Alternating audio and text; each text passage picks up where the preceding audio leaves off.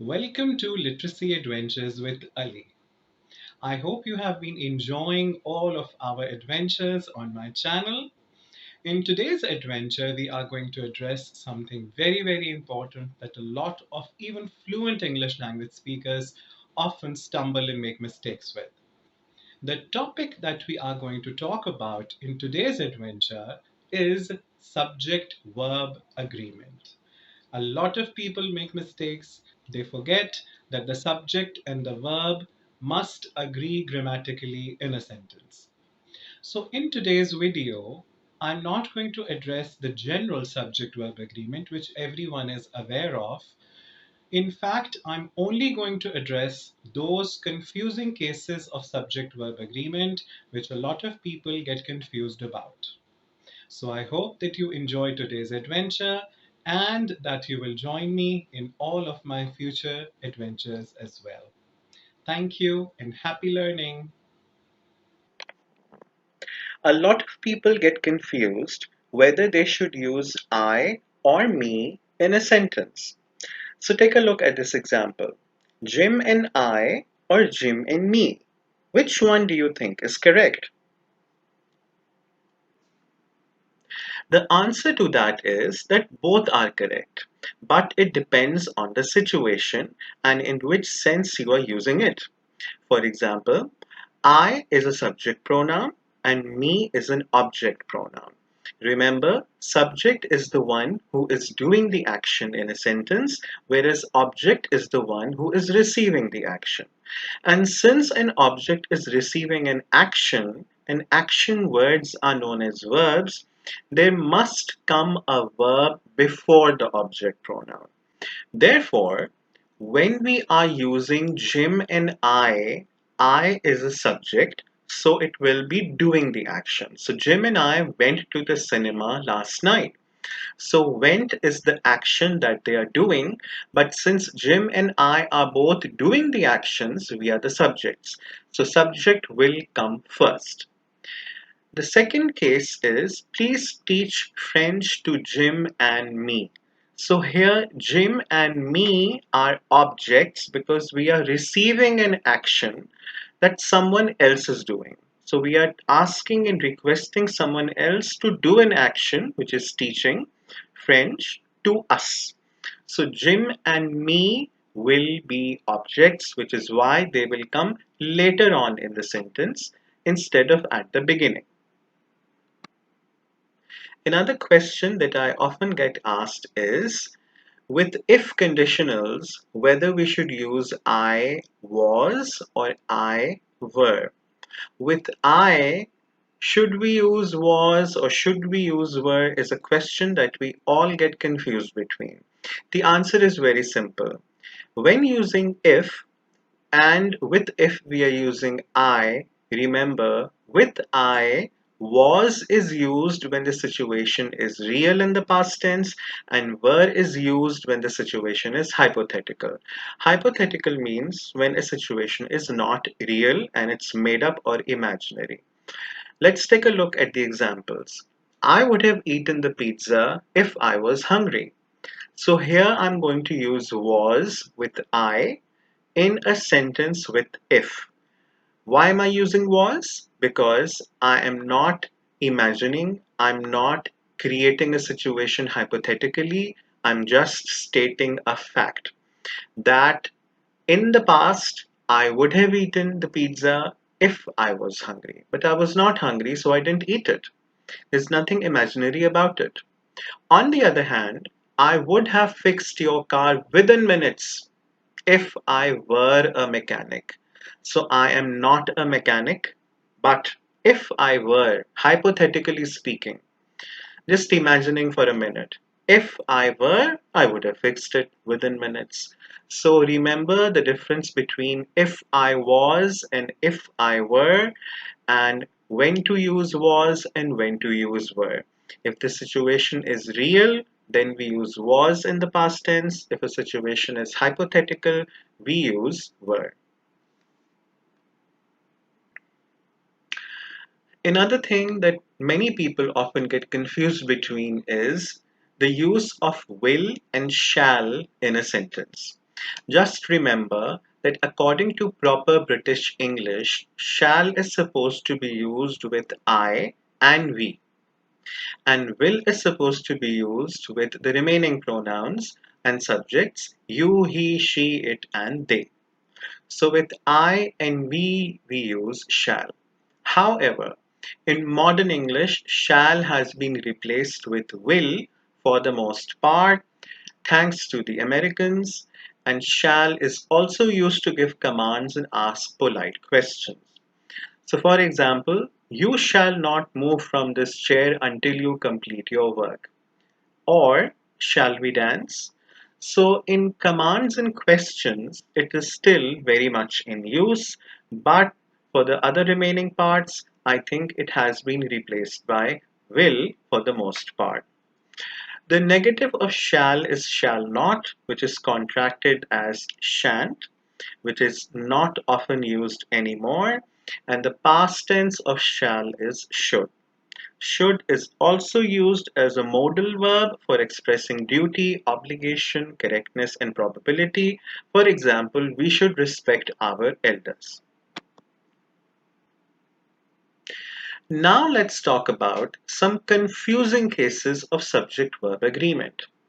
We all know that this is a table is a correct sentence, and we should not say this are a table. That is wrong grammar. So the subject must agree with the verb.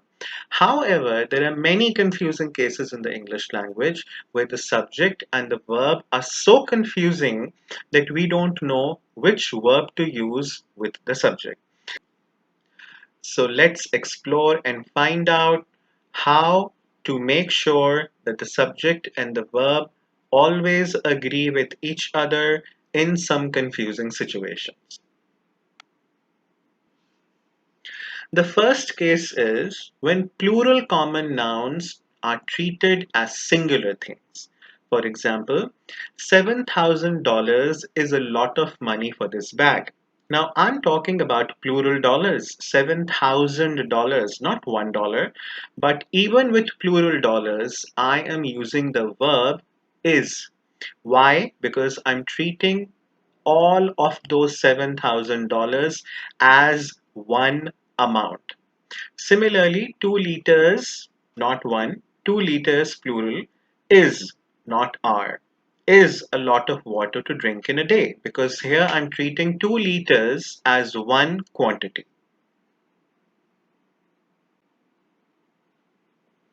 The next case is when plural proper nouns are treated as singular things.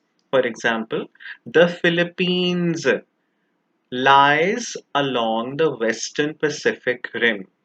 The Philippines is an archipelago of islands. It's a cluster of islands, thousands of islands that when they gather together, they make one country, which is why we call it the Philippines.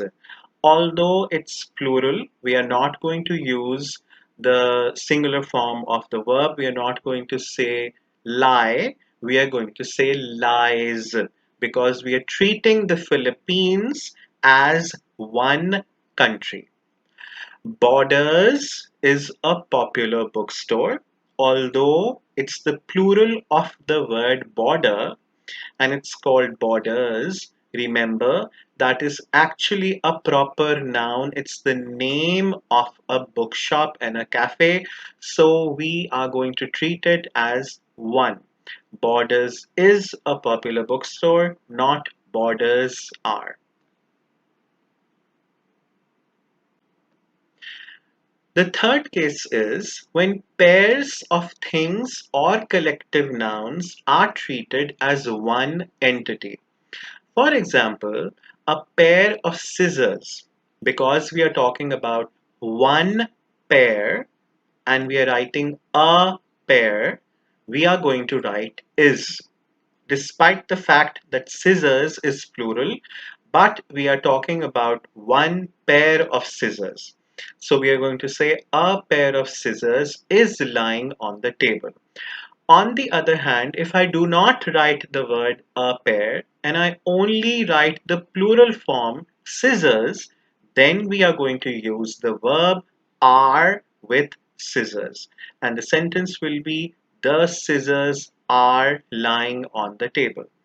Similarly, the team of players, we are talking about one team here, a single team.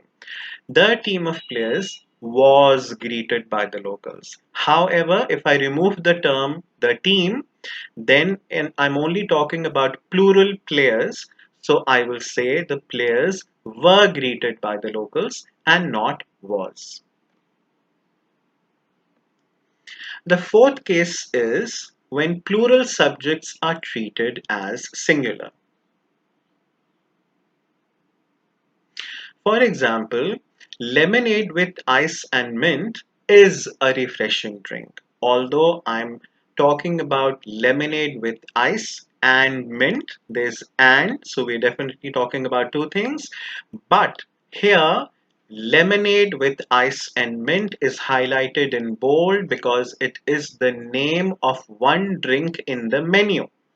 So, lemonade with ice and mint is a refreshing drink. War and Peace is a good book written by Leo Tolstoy. Although we are talking about war and peace, two different things, but it is the name of one book written by Leo Tolstoy. So, which is why we are going to refer to it as is. Fish and chips is a traditional British meal, not are a traditional meal, because we are not treating fish separately and chips separately. We are not talking about two things. This is the name of one dish, fish and chips. That's the name of one single dish, which is why we are going to say is a traditional British meal. The fifth case is when we use the words one of. For example, one of my friends. The word friends is plural of friend. Even despite that, we are using the verb is here with friends. We're not saying are. Why? Because I am talking about one of my many friends. So since I'm talking about one, the verb will be is. One of my friends is an engineer. One of the restaurants is run by Bob. The sixth confusing case is where the plural and the singular clash with one another. For example, the thing that I like most about the holidays is having no schedule. Although the word holidays is plural, we are still using a singular verb with it, which is is. Why are we doing so? Because we are talking about one thing that we like most about the holidays. So the focus here is on that one thing. And since it's one thing, we are going to write is as the verb. Take a look at the rest of the examples. The best thing that I like about t-shirts is how comfortable they are. One best thing. The most comfortable chair out of all the chairs in this room is the red one. There are many chairs in the room, but I'm talking about the one singular most comfortable chair, which is why I'm using the verb is. The wallet full of notes was found. There were many notes in it, but our focus is on that one single wallet that was found, which is why we are going to write was, not were. The seventh case is where singular nouns end in an S already. For example, the news. The news is known as the news. There is no singular, there is no plural for it. News is news. It already ends with an S. So the news about Jane is good. Although news is ending with an S, we are still going to use is, not are. Economics, just one word, already ends with an S, is my favorite subject, not are, although there is an S. Aerobics is a good form of sports. Although it ends with an S, we are going to use is with it, not are. The eighth confusing case is where nouns that have the same singular and the same plural form. For example, The deer was grazing in the field and the deer were grazing in the field. Both are correct. When will we use the deer was grazing? If we are talking about one single deer, because the plural of deer is also deer. So, how will the reader find out whether we are talking about one deer or multiple deer? They'll find out because we will use was if we are talking about one deer in the past tense and were if we are using and talking about multiple deer in the past tense. The ninth and the last confusing subject verb agreement case is when subjects are joined by or nor. For example, neither my mom nor my dad is going to the ceremony. So, although we are talking about two people, but we are going to use the verb is here because we are treating neither mom as a separate entity and nor my dad as a separate entity. So, we are going to use is here, not are. Neither my parents nor my friends are going to the ceremony. Now, here we are going to use are and not is. Reason being because here both the entities are plural. Parents is plural and friends is plural. So we are going to use are even if we treat them as separate entities, they are still plural. Thank you for joining me in today's adventure. If you liked this video, then please subscribe and like and hit the notification bell. If you want to know more about me, then please check out my bio in the About section of my channel. If you want to contact me for conducting training sessions, then please send me an email at the email address shown on the screen.